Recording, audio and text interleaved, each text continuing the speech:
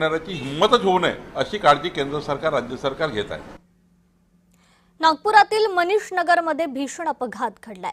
कारखाली चिरडून एका 3 वर्षीय मुलाचा दुर्दैवी मृत्यू झालाय। दुकानासमोर खेळताना श्रीयंश आष्टणकर अचानक रस्त्यावर धावला। अपघाताचा सीसीटीव्ही समोर आलेला आहे। चालकाला ताब्यात घेण्यात आलेला आहे। अधिक अपडेट घेऊयात आपले प्रतिनिधी तेजस मोहतुरे यांच्याकडून। तेजस, नेमका हा अपघात कसा घडलाय? अत्यंत धक्कादायक नागपुरात शाळेच्या वर्गात 3 वर्षाच्या चिमुरड्याचा मृत्यू झाल्याची घटना जी आहे ती समोर आलेली आहे आणि मनीष नगर येथील ही भीषण घटना आहे। श्रेयस पंकज अष्टनकरचा 3 वर्षीय चिमुकला त्याचा मृत्यू झालेला आहे।